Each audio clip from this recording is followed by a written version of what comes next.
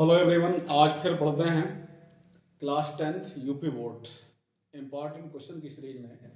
इस video lecture में हम पढ़ेंगे साइंस के important question. UP board science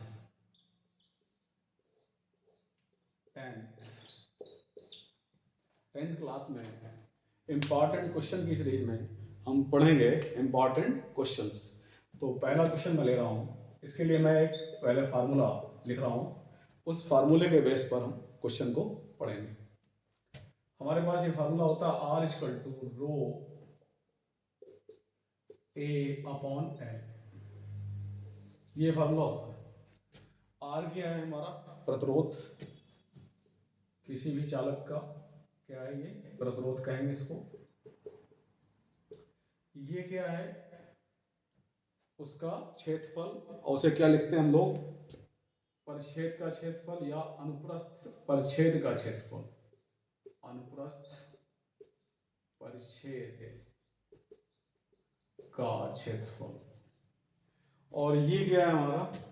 चालक की लंबाई या तार की लंबाई। और ये क्या है? प्रतिरोधकता। प्रतिरोधकता इसे हम क्या बोलते हैं? रो। ये एरिया, ए, एल लंबाई और आर प्रतिरोध। इस फार्मूले पर हम क्वेश्चन पढ़ेंगे।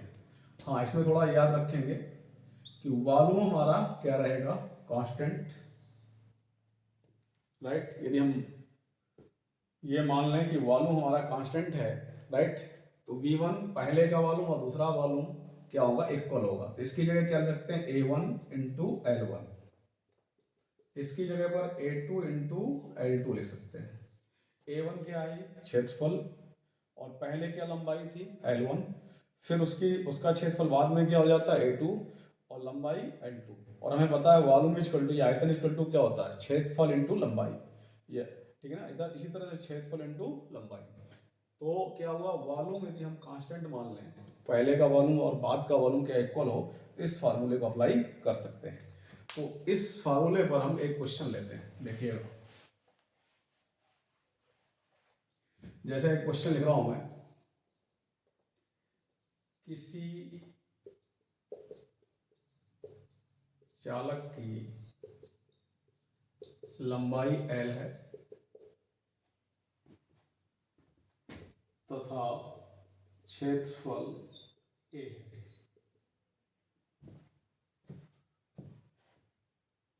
यदि चालक की लंबाई L/2 कर दी जाए, मतलब आधी कर दी जाए,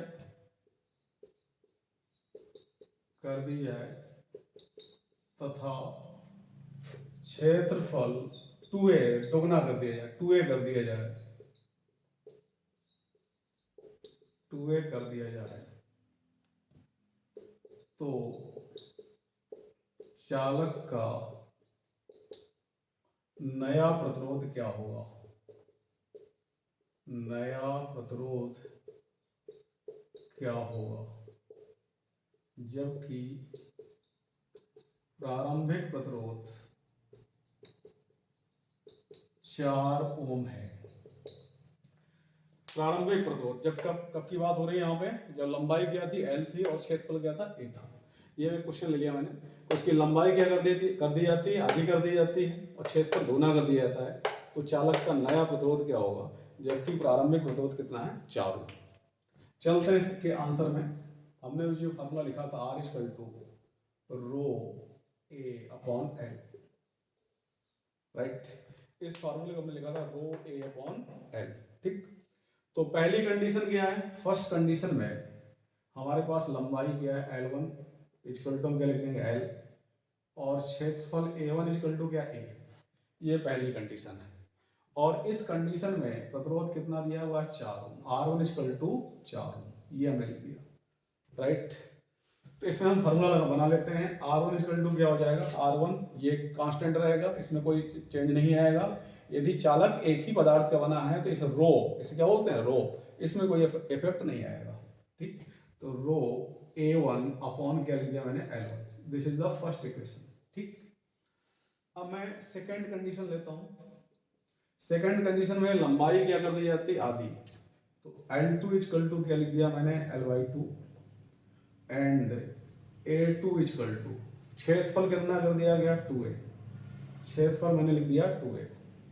अब R2 हमें निकालना कि नया प्रतिरोध क्या होगा। हम मान लेते हैं नया प्रतिरोध क्या होगा, R2, और ये क्वेश्चन मार्क लगा दिया, राइट। अब यहाँ पे जगह नहीं है, इसको मैं हटा देता हूँ। तो हमारे पास दो इक्वेशन बन जाएंगे इससे, राइट। या इधर बता देता हूँ, इस साइड कुछ जगह है। तो इससे हमारा R2 क्या आएगा, R2 इक्वल टू फिर वही formula, rho A2 upon L2। R2 equal to rho A2 की वैल्यू कितनी है, 2a, और L2 की वैल्यू कितनी है, L/2।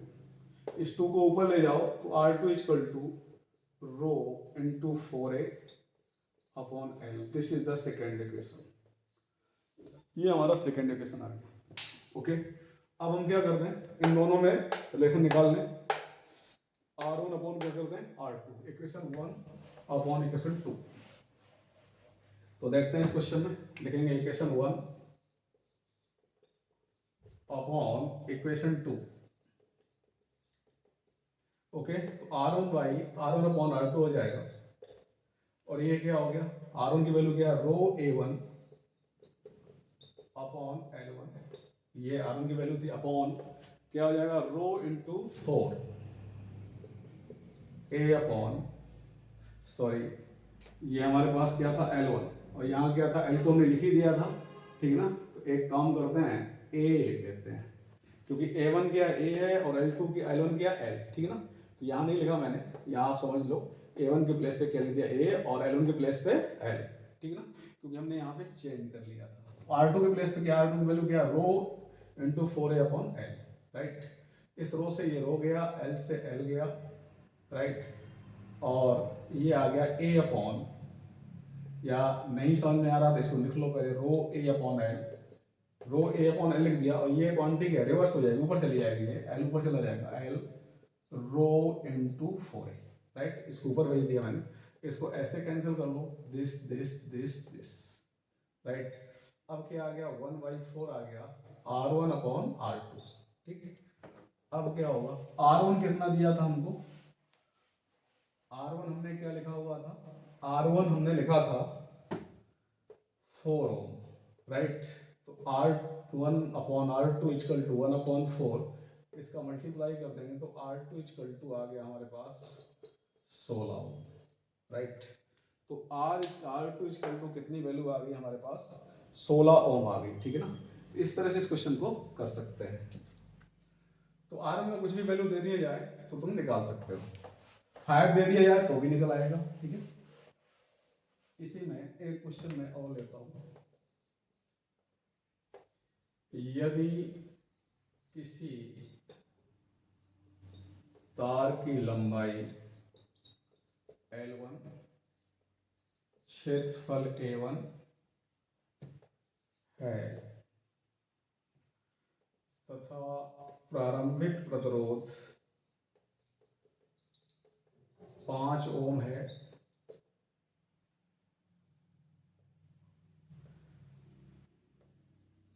यदि आयतन में परिवर्तन किए बिना, आयतन में परिवर्तन किए बिना लंबाई 2L1 कर दी जाए, मतलब दुगनी, तो प्रतिरोध कितना होगा। प्रारंभिक प्रतिरोध कितना ले लिया मैंने, 5 ओम, आयतन में परिवर्तन किए बिना लंबाई 2L1 कर दी जाए तो प्रतिरोध कितना होगा। तो देखिए इस क्वेश्चन को, सबसे पहली कंडीशन क्या है, फर्स्ट कंडीशन में लंबाई क्या है हमारे पास L1, लंबाई इक्वल टू L1, और क्षेत्रफल इक्वल टू क्या है A1, ये गिवन है।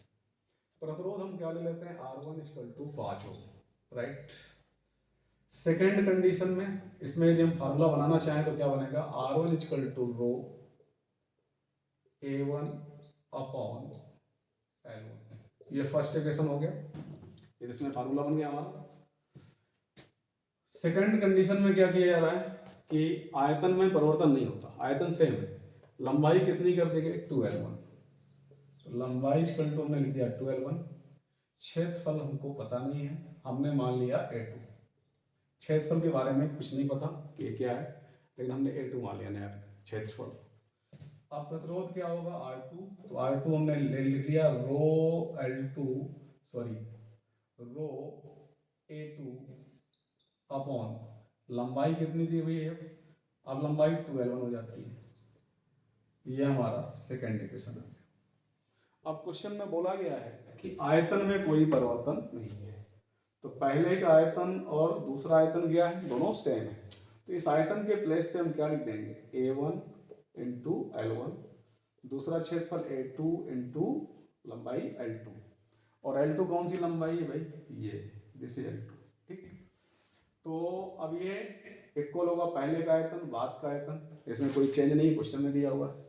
A1 इंटू L1, फिर लिख देता हूँ A1 into L1, A2 L2 के प्लेस पे क्या लिख दें 2L1, राइट। इस L1 को इस L1 को कैंसिल कर दो, तो क्या आएगा A1, इस A2 को नीचे ले आओ, A1 इस A2 नीचे ले, A1 अपॉन A2 2 अपॉन 1 आ गया, ये आ गया 2 अपॉन, इसका यूज आगे करते हैं। इक्वेशन 1 ये है, इक्वेशन 2 ये है। इक्वेशन 1 में इक्वेशन 2 से डिवाइड कर दें, मतलब इसमें इसका भाग कर दें, पहले वाले समीकरण में दूसरे वाले समीकरण का भाग कर दें, तो क्या लिख देता हूं मैं, equation 1 divide by equation 2, okay. तो इक्वेशन 1 में इक्वेशन 2 का डिवाइडेशन मतलब भाग कर दिया गया, तो R1 अपॉन क्या हो जाएगा R2, यहाँ क्या लिखेंगे हम, रो A1 upon L1 upon rho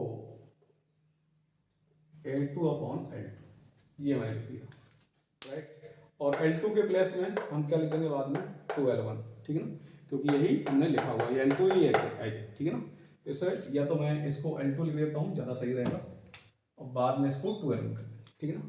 तो ये हमारे पास इक्वेशन आ गया। अब मैं इधर मिटा देता हूँ, तो वहाँ पे जगह नहीं है, इसको देखिएगा आगे।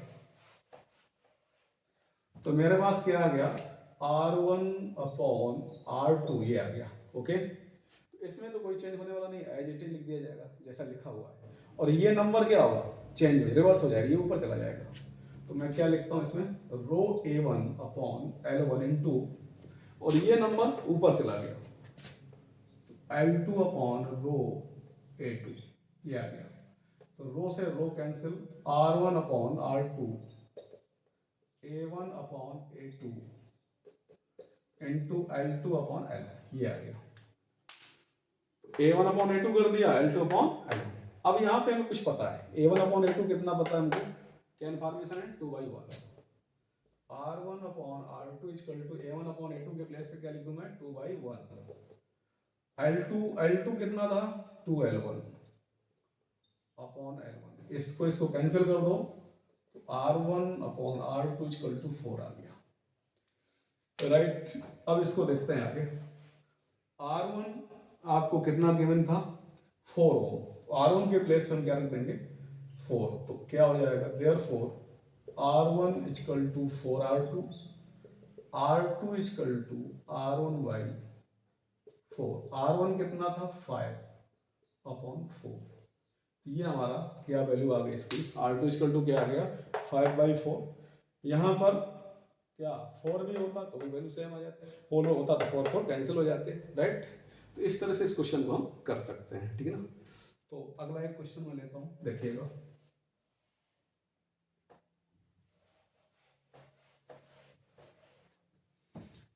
एक क्वेश्चन लेता हूँ, जैसे ये बैटरी लगी हुई है, देखिएगा ध्यान से इस क्वेश्चन को।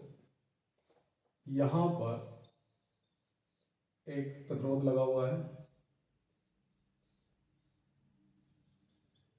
ऐसे, और यहाँ पर भी एक प्रतिरोध लगा हुआ है, एक प्रतिरोध यहाँ लगा हुआ है, ऐसा कोई फिगर बना लेता हूँ। ठीक। और ये बैटरी है 10 वोल्ट की, ये बड़े वाले को प्लस, इसको माइनस लिखते हैं। यहाँ से करंट जाएगी, विद्युत धारा यहाँ से आएगी ऐसे। ये हमारा 1 ओम है, ये 2 ओम, ये भी 2 ओम, और ये 3 ओम है। ये पॉइंट ए ले लो, ये बी ले लो, ठीक। तो करंट ऐसे आएगी, ऐसे यहाँ डिवाइड हो जाएगी, बढ़ जाएगी यहाँ पे। तो सपोज के लिए कौन सी करंट आ रही, कौन सी विद्युत धारा आ रही, पूरे में आई। लेकिन यहाँ क्या होगा, यहाँ दो भागों में विभाजित होगी, डिवाइड होगी, कुछ यहाँ जाएगी, कुछ यहाँ, लेकिन फिर आकर के ऐसे मिल करके यहाँ फिर आई ही हो जाएगी। तो ये आई ही फिर यहाँ पे आ जाएगी, राइट। तो इस क्वेश्चन में मैं लिख देता हूँ, क्या याद करना है, कुल प्रतिरोध, कुल प्रतिरोध ज्ञात करो। दूसरा पॉइंट, कुल धारा ज्ञात करो, कुल धारा ज्ञात करो। तीसरा पॉइंट, ए एवं बी के बीच, बी के मध्य विभवांतर ज्ञात करो। ये करना है, इसमें इतनी इंफॉर्मेशन हमको चाहिए। ओके, देखते हैं 1 बाई 1।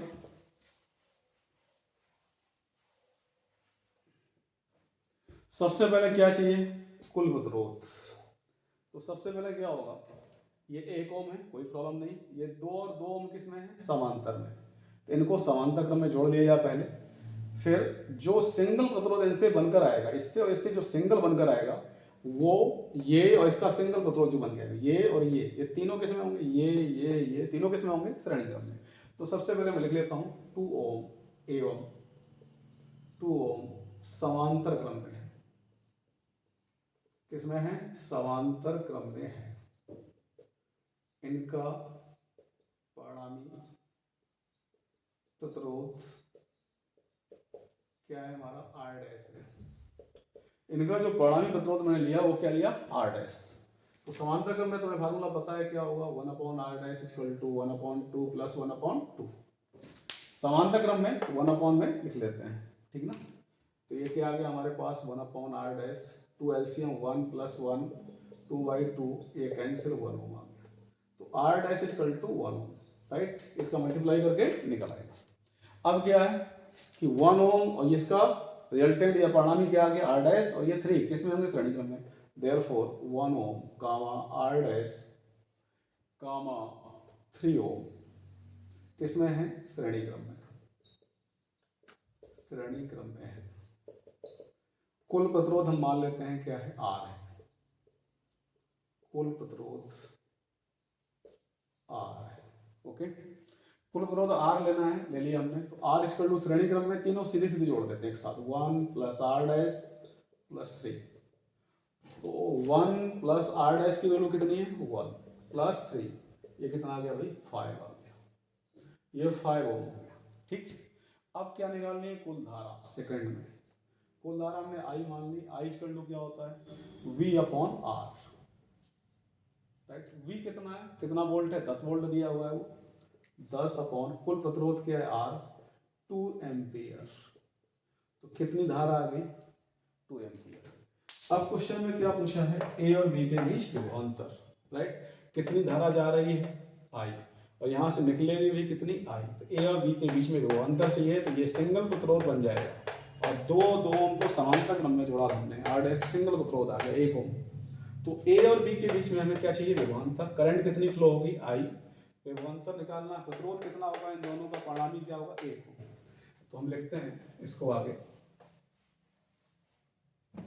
तीसरा पॉइंट, ए और बी के बीच में, ए एवं बी के मध्य विभवांतर, राइट। तो क्या होगा विभवांतर, वी है, वी इक्वल टू क्या हो जाता है, आई आर होता है। तो आई इंटू आर, ए और बी के बीच में प्रतिरोध कितना आएगा, दोनों को जोड़ लिया हमने, और वही प्रतिरोध ये है, इन दोनों को हमने जोड़ लिया समांतर क्रम में, वही प्रतिरोध क्या है, R डैश है, इंटू R डैश। करंट कितनी है, 2 एम्पियर, और R डैश कितना है हमारे पास, 1 ओम आ गया। तो यहाँ कितना, 1, तो 2 से मल्टीप्लाई करेंगे तो ये कितना आ गया, 2 ओम आ गया, 2 वोल्ट आ गया। तो भाई विभवांतर कितना आ गया, 2 वोल्ट। तो हमने क्या देखा, हमें क्या निकालना था, पौड़ानी प्रतिरोध। सबसे पहले इन दोनों को समांतर में जोड़ा, आर डैश सपोज किया, ये और ये जो आर डैश सिंगल आ गया और ये किस में होंगे, श्रेणी क्रम में आ गए। फिर कुल धारा निकालनी थी, तो I equal to V upon R. यहाँ पर विभवांतर कितना है, 10 वोल्ट का, तो 10/10/5 2 एम्पियर। इसके बीच में विभवांतर चाहिए वी ए बी, तो यहाँ करंट कितनी जाएगी, जब ये सिंगल बन जाएगा तो आई जाएगी। तो प्रतिरोध कितना होगा, आर डैश, वो निकाला हुआ है, और इस तरह से हमने इसका विभवांतर निकाल दिया। अगला क्वेश्चन देखते हैं। अगला क्वेश्चन ले रहा हूं मैं, देखिएगा, एक सर्किट डायग्राम, इसे मैं 20 वोल्ट का ले रहा हूं, ठीक। आगे देखिए,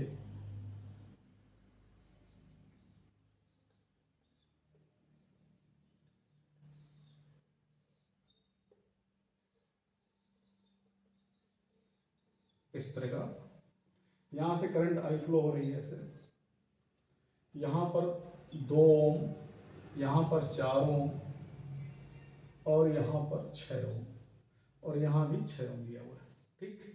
इसमें आपको निकालना क्या है, ये आई ही आएगी ऐसे, यहाँ से पास होकर के, यहाँ जरूर डिवाइड हो जाएगी कुछ ना कुछ, लेकिन यहाँ से आई ही निकलेगी, ठीक। ये ए और बी ले लेता हूँ, ठीक। इस तरह से फिर आई निकल जाएगी इधर से, ठीक। तो सबसे पहला पॉइंट क्या चाहिए, कुल प्रतिरोध। दूसरा क्या चाहिए, कुल धारा, कुल विद्युत धारा या कुल धारा। तीसरा क्या चाहिए, तीसरा चाहिए 6 ओम में विभवांतर। चौथा क्या चाहिए, ए एवं बी के बीच विभवांतर।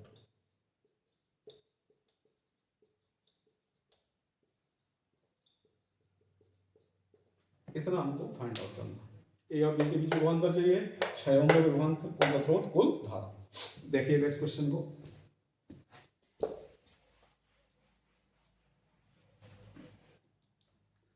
तो सबसे पहले ये 2 और 4 किस में होंगे, श्रेणी क्रम में, एक साथ हैं। फिर जो आएगा श्रेणी क्रम में, ये किस में होंगे, समांतर। फिर जो सिंगल आएगा इसके साथ क्या होगा, श्रेणी क्रम में।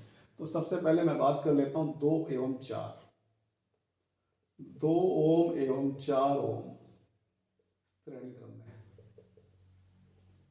श्रेणी क्रम में है। माना परिणामी प्रतिरोध, इन दोनों को क्या मान लेते हैं, आर डैश, आर डैश है, ओके। तो आर डैश कितना हो गया भाई, 2 + 4 6 ओम हो गया। अब ये जो इन दोनों को जोड़ने पर क्या आ गया भाई, आर डैश 6 ओम आ गया। ये 6 ओम मतलब ये 6 ओम बन गया, और ये 6 ओम किसमें, समांतर क्रम में। तो क्या लिखेंगे, आर डैश एवं 6 ओम, कौन सा 6 ओम, ये समांतर क्रम में, समांतर क्रम में। माना परिणामी प्रतिरोध आर डबल डैश। तो समांतर क्रम में कैसे जोड़ेंगे हम लोग, 1/r डैश, 1 करके 1/r double dash, 1/r dash plus 1/6, और r डैश की वैल्यू कितनी है हमारे पास, 6, तो 1/6 r डबल डैश, 6 ले लिया, 1 + 1 2/6, ये 1 आ गया, 1/r double dash 1/3, r double dash equal to 3 आ गया, राइट। तो ये r double dash equal to 3 ohm हो गया। अब क्या है, इन दोनों को जोड़ने के बाद, इसके जोड़ने के बाद ये 3 आ गया। अब ये जो आया ये सिंगल प्रतिरोध में कन्वर्ट हो गया, और ये 3 जो हमारे पास आए, ये 6 किस में होंगे, हमारा श्रेणी क्रम में। तो क्या लिखेंगे, r डबल डैश एवं 6 ओम श्रेणी क्रम में, इनका परिणामी प्रतिरोध, इनका परिणामी कुछ मान लेते हैं R है, राइट। तो देखते हैं इधर, तो R इक्वल टू क्या हो जाएगा भाई, R इक्वल टू हो जाएगा R double dash plus 6, R double dash plus 6, R double dash कितना होगा 3, और ये 6 कितना हुआ 9, ठीक। तो ये R डबल डैश और 6 कितना हो गया, ये 9 ओम आ गया, सॉरी दिस इज 9 ओम, ठीक। अब क्या चाहिए, कुल धारा चाहिए। तो सेकंड पार्ट में आई इक्वल टू क्या लिखेंगे, वी अपॉन आर, वी कितना दिया है 20 वोल्ट, 20 अपॉन 9, ठीक है ना, इसको कैंसिल कर लेना, ठीक है ना, इतना एम्पियर आ गया। तो ये कुल धारा आ गई 6 ओम में विभवांतर। तो 6 ओम में कौन सी धारा जा रही है भाई, आई जा रही है। तो 6 ओम में विभवांतर क्या होगा, तीसरा पॉइंट